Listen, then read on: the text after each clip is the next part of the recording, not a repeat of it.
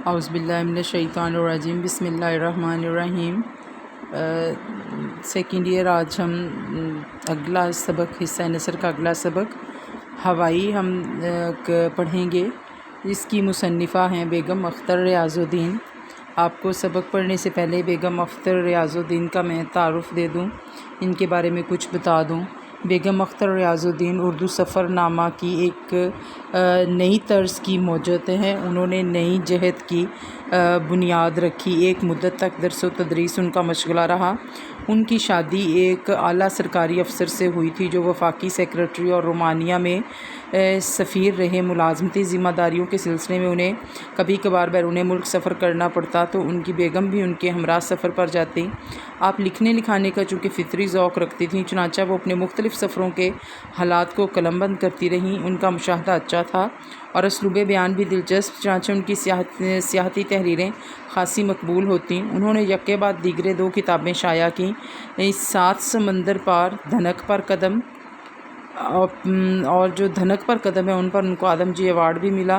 ان کے دونوں سفر ناموں میں مشرق اور مغرب کے مختلف ملکوں کی معاشرت اور تہذیب کے متعلق اتنی متفرع باتیں ملتی ہیں کہ آدمی گھر بیٹھے دنیا کے ان مختلف ملکوں کی سیر کر لیتا ہے۔ ہوائی یہ سبق بیگم اختر ریاض الدین کے سفر نامہ دھنک پر قدم سے لیا گیا ہے۔ سفر نامہ ایسی تحریر کو کہتے ہیں جس میں کسی سفر کی روداد ہلکے پھلکے انداز میں بیان کی گئی ہو۔ بیگم اختر ریاض الدین کا شمار اردو کے جدید سفر نامہ نگاروں میں ہوتا ہے۔ وہ انگریزی کی استاد تھیں۔ انہیں اپنے میاں کے ساتھ بہت سے ملکوں کی سیاحت کا موقع ملا، جو سرکاری ملازم تھے۔ انہیں سیاحتوں کا احوال ان کے پہلے سفر نامے دھنک پر قدم میں ہوا۔ اس کے 7 ابواب ہیں جو Tokyo, new York, Paris, London, Mexico, Hong Kong اور ہوائی کے اسفار پر مشتمل ہے۔ زیر بحث سبق ہوائی والے باب سے لیا گیا ہے۔ ہوائی امریکہ کی ایک ریاست ہے جو بحر الکاہل میں بہت سے جزائر پر مشتمل ہے اور دنیا میں اپنے پھولوں، قدرتی حسن اور یونیورسٹیوں کی وجہ سے مشہور ہے۔ آئیے اب ہم اس کی سبق کی بلند خوانی کرتے ہیں۔ دنیا کے حسین سفر ہمیشہ مجھ پر مسلط رہے ہیں، یہ ایک اور سہی۔ کچھ اتنے لمبے ہوائی سفر کا ڈر کچھ ایک صاحبہ نے ڈرایا کہ ٹوکیو سے ہونولولو تک نیچے بحر الکاہل ہوتا ہے اور اوپر خدا، کہیں زمین کا ذرا سا ٹکڑا بھی ڈھارس کے لیے دکھائی نہیں دیتا، اور معمول کے مطابق اگر طوفان آ جائے تو پھر الامان۔ سفر اللہ اللہ کرتے گزرتا ہے، پیٹ میں ہول اٹھے، لیکن میرے میاں تو 3 مہینے پہلے جا چکے تھے، اس لیے مراجعت ناممکن تھی۔ اوکھلی میں سر دیا تو ان دھمکوں سے کیا ڈرنا، مراجعت یعنی واپسی ناممکن تھی، اس ارادے سے اب ہٹا نہیں جا سکتا، اور اوکھلی میں سر دیا تو ان دھمکوں سے کیا ڈرنا یعنی جب خطرے کا کام کرنے کی ٹھان لی تو پھر ایسے جو ہے وہ باتوں سے کیا ڈرنا۔ بوریا بستر باندھا، بستر تو ہوتا ہی نہیں، یہ محاورے کی بات ہے۔ گھر سمیٹ کر ایک گراج میں بند کیا، گھر سمیٹنے میں اب طاق ہو گئی ہوں، اسی طرح پل بھر میں اس کی گٹھڑی باندھ کر الگ کرتی ہوں کہ گویا کبھی تھا ہی نہیں۔ سب سے چھوٹی بیٹی جو اب کالج کے پہلے سال میں تھی، ساتھ ہولی۔ بڑی 2 لڑکیوں کے BA کے امتحان تھے، ان کو 2.5 مہینے بعد آنا تھا۔ کراچی پہنچ کر BOC کا ٹکٹ بک کرایا۔ اس غریب لائن سے اگر جانا ہو تو 24 گھنٹے کی گنجائش رکھنی چاہیے، اگر 26 کو جانا ہو تو 25 کی سیٹ بک کراؤ، کیونکہ وہ 1440 منٹ سے کم لیٹ ہونا کسرِ شان سمجھتی ہے۔ لیکن میں پھر بھی ہمیشہ اسی ہوائی کمپنی کو چنتی ہوں کیونکہ اس کی نشست آرام دہ ہوتی ہے اور عملہ تمیزدار۔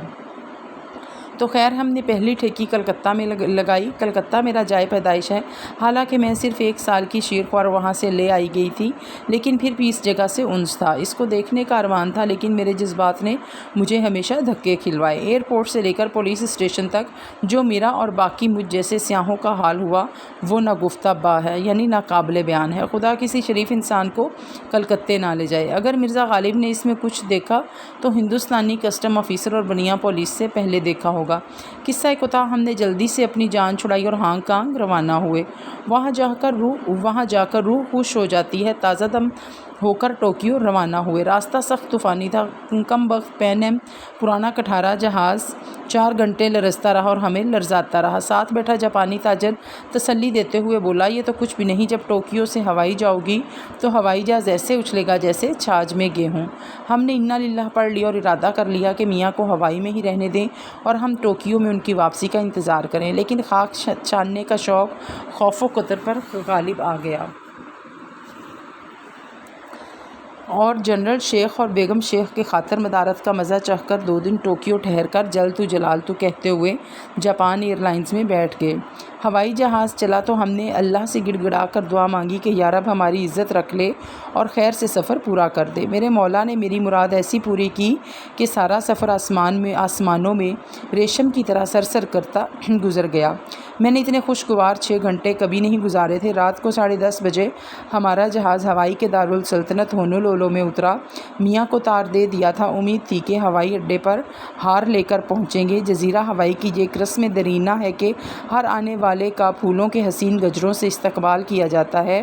اس لیے ارمان تھا کہ کم از کم میاں تو پھول نچاور کرنے پہنچ جائیں گے، لیکن میاں ریاض الدین صاحب حسب معمول غائب۔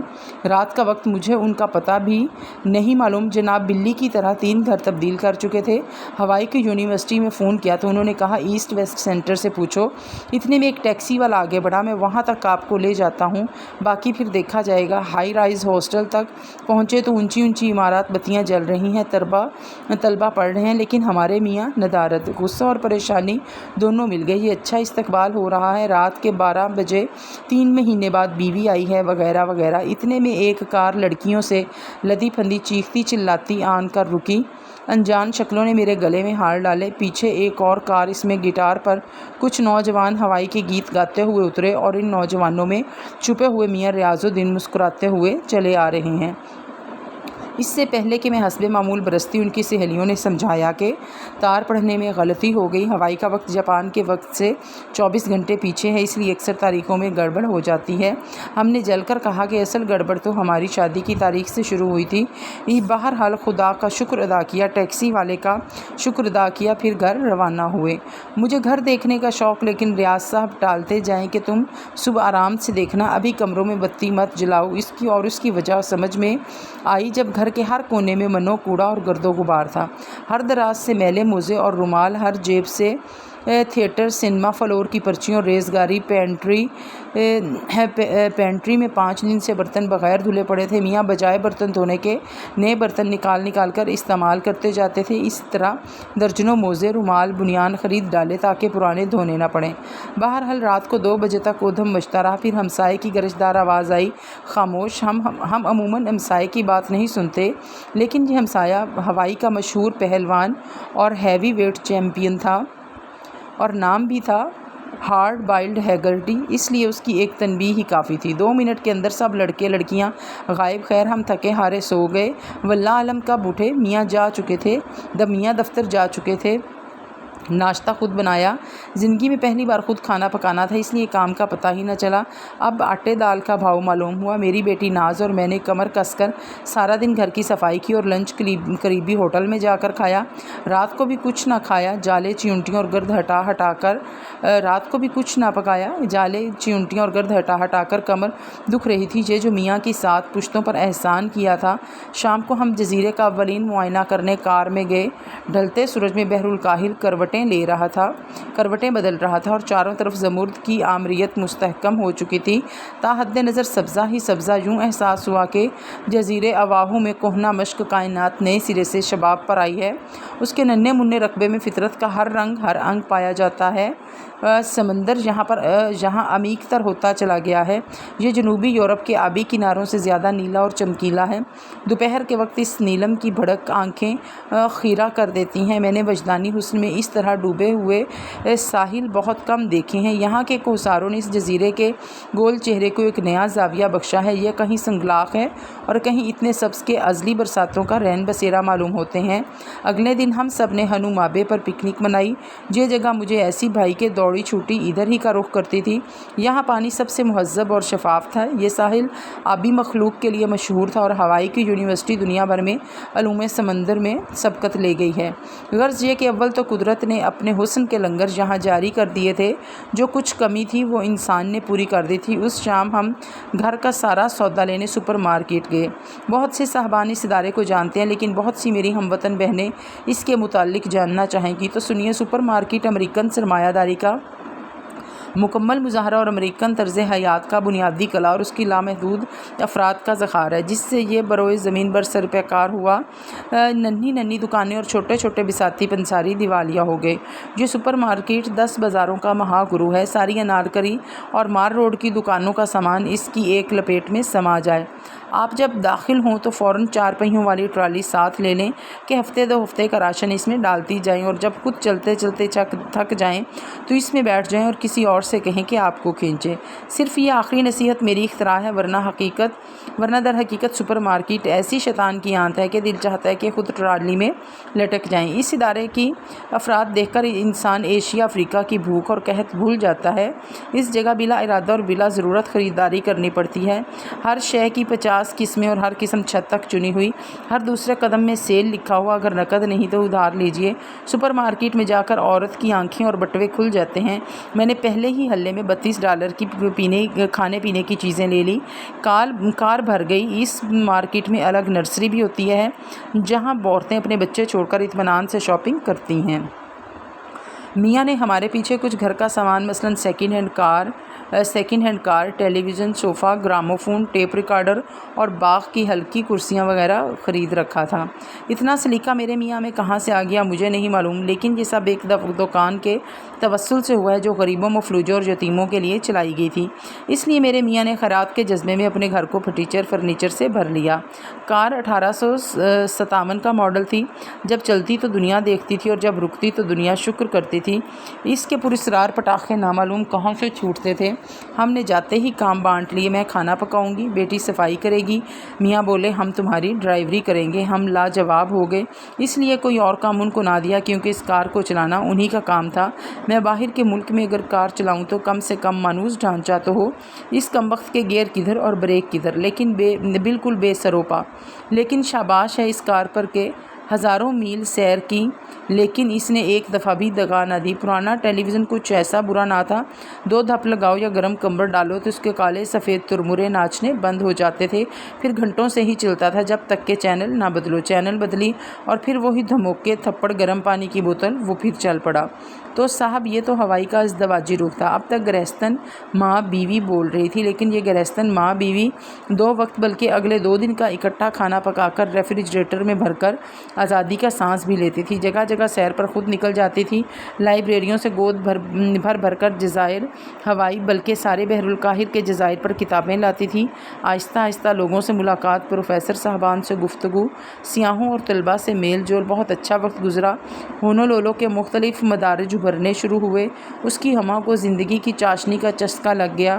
ہوائی میں امریکہ کی فیڈرل حکومت نے ایک عظیم الشان مرکز کھولا ہے جسے ایسٹ ویسٹ سینٹر کہتے ہیں۔ اس کی حسین حدود اور عمارت میں مغرب اور مشرق کے عالم مدعو کیے جاتے ہیں۔ جو سینئر اسکالر کہلاتے ہیں وہ مرکز کے خرچ پر آتے ہیں، $1200 کا وظیفہ ہر مہینے پاتے ہیں۔ اس ننھے سے وظیفے میں ایک خاندان ٹھاٹھ کر سکتا ہے۔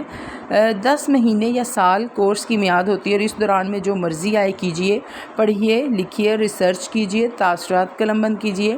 کوئی پابندی نہیں، کوئی امتحان نہیں، کوئی کلاس نہیں، کوئی وقت نہیں۔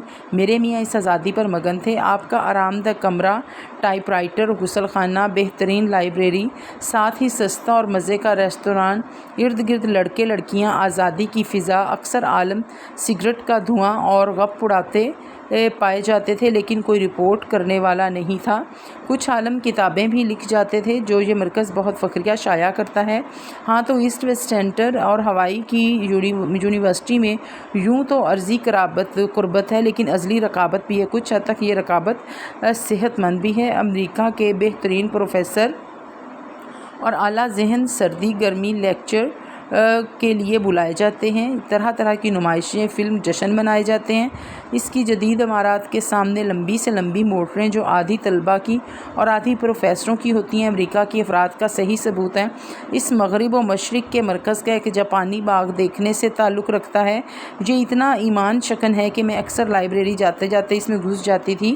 جزائر ٹہیٹی کے پھول، خصوصاً گارڈینیا، زرد چنبیلی، کنول، کچا سبزہ، نڈھال پانی اور رنگین مچھلیاں اور اس کی پشت پر متنوع درختوں کا ذخیرہ۔ اس ایسٹ ویسٹ سینٹر کے علاوہ یونیورسٹی کا میلوں میں پھیلا ہوا احاطہ بھی ایک دیدہ زیب سبزہ زار ہے۔ ہر قدم پر گل آویزاں روشیں اور بتدریج باڑیں، لیکن اس کے علاوہ جو سب سے دل پذیر عنصر اس فضا میں پایا جاتا تھا وہ تھا بین الاقوامی طلباء کا ربط ضبط۔ جنوبی بحر الکاہل سے لے کر جاپان، انڈونیشیا، برما، ملایا، فلپائن، کوریا، ویتنام، فجی کے جزائر، آسٹریلیا، پاکستان، ہندوستان، یورپ اور امریکہ کے جواں سال جویندگان علم یعنی علم کے متلاشی، یہ معاشرتی تنوع بھی ایک تعلیمی حیثیت رکھتا تھا۔ ہاں جی بیٹا، آگے اس کے مشقی کام دیکھیں۔ اس میں ہے پہلا سوال، مندرجہ ذیل جملوں کی وضاحت کیجیے۔ نیچے بحر الکاہل ہوتا ہے اور اوپر خدا، کہیں زمین کا ذرا سا ٹکڑا بھی ڈھارس کے لیے کہیں دکھائی نہیں دیتا، یعنی اس بحری جو ہے وہ فضائی سفر کے دوران نیچے سمندر ہوتا ہے اور اوپر آسمان ہوتا ہے، کہیں بھی جو ہے وہ زمین کا ٹکڑا بھی نہیں دکھائی دیتا، جس سے کہ انسان کو ذرا سا جو ہے وہ ذرا سی بھی کوئی ڈھارس بندے اور اس کی ہمت جو ہے وہ بلند ہو کہ زمین کے اوپر اس کا جہاز اڑ رہا ہے، نیچے صرف پانی ہی پانی ہوتا ہے۔ اگر 26 کو جانا ہو تو 25 کی سیٹ بک کراؤ، کیونکہ وہ 1440 منٹ سے کم لیٹ ہونا کسر شان سمجھتی ہے، یعنی وہ جو ایئر لائن ہے وہ 24 گھنٹے سے کم جو ہے وہ کبھی بھی لیٹ نہیں ہوئی، 24 گھنٹے ہی کی جو ہے وہ تاخیر اس کو ضرور ہوتی ہے۔ خدا کسی شریف انسان کو کلکتے نہ لے جائے۔ اگر مرزا غالب نے اس میں کچھ دیکھا تو ہندوستانی کسٹم آفیسر اور بنیا پولیس سے پہلے دیکھا ہوگا۔ مصنفہ کہتی ہیں کہ میرا چونکہ کلکتہ جائے پیدائش تھا، اسی لیے میں نے اپنے سفر کے دوران پہلا پڑاؤ، پہلی ٹھیکی میں نے جو ہے وہ کلکتہ ہی میں لگائی، اور کہتی ہیں کہ لیکن وہاں میرے ساتھ اتنا پنیا پولیس نے اتنا برا سلوک کیا کہ میں جو ہے وہ کہتی ہیں کہ دوبارہ جو ہے وہاں جانے کا کبھی نہ سوچوں۔ جب ٹوکیو سے ہوائی جاؤ گی تو ہوائی جہاز ایسے اچھلے گا جیسے چھاچھ میں گیہوں۔ جب مصنفہ نے بھی سفر شروع کیا تھا تو ان کے ساتھ جو ہے بیٹھے ہوئے ایک مسافر جو تاجر تھا، اس نے ان کو کہا کہ یہ سفر تو کچھ بھی نہیں، جب ٹوکیو سے جو تم ہوائی جاؤ گی تو جہاز ایسے اچھلے گا جیسے چھاچھ میں گیہوں، یعنی وہ سفر اور بھی خطرناک ہوگا۔ سارا سفر آسمان میں ریشم کی طرح سرسر کرتا گزر گیا۔ مصنفہ کہتی ہیں کہ سارا سفر جو ہے وہ اللہ کے کرم کی بدولت جو ہے وہ آسانی سے گزر گیا۔ ڈھلتے سورج میں بحر الکاہل کروٹیں لے رہا تھا اور چاروں طرف زمرد کی آمریت مستحکم ہو چکی تھی۔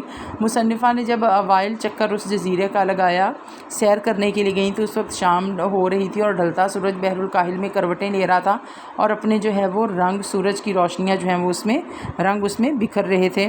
سپر مارکیٹ امریکن سرمایہ داری کا مکمل مظاہرہ اور امریکن طرز حیات کا بنیادی کلا اور اس کی لامحدود افراد کا ذخائر ہے کہ یہ سپر مارکیٹ جو ہے امریکن سرمایہ داری کا مکمل نمونہ ہے اور امریکن طرز حیات کا جو ہے وہ بنیادی قلعہ، یعنی اس کی امریکن طرز حیات کی جو ہے مکمل عکاسی کرتا ہے۔ ہاں جی، یہ باقی سوال آپ خود کیجیے گا۔ آپ بیتی دیکھیں۔ اپنی ذاتی سرگزشت، ذاتی احوال و واردات کا تحریری بیان آپ بیتی یا خود نوشت کہلاتا ہے۔ انگریزی میں اسے آٹو بایوگرافی کہتے ہیں۔ کسی جاندار چیز کی آپ بیتی ہو یا کسی بے جان شے کی، اس کے یہاں مسئول ہیں۔ آپ بیتی میں واحد متکلم کا صیغہ استعمال کیا جاتا ہے۔ آپ بیتی لکھنے والے کی ضروری ہے کہ اس کا مشاہدہ اور مطالعہ بڑا گہرا ہو اور فرضی واقعات اور نقل پر بھی اس اصل کا گمان ہو۔ واقعات اور حالات میں ایک منطقی ربط اور تسلسل ہو اور زبان روزمرہ گفتگو کے عین مطابق ہو۔ انشاءاللہ بیٹا آپ بیتی کی آپ کو اس سے کا ایک الگ لیکچر ہوگا اور اس میں الگ سے آپ کو اس کے بارے میں بتایا جائے گا۔ بہرحال اس سبق کے بارے میں آپ کو کسی قسم کی بھی مشکل ہو تو آپ لیکچر کے دوران مجھ سے پوچھ سکتے ہیں۔ اللہ حافظ۔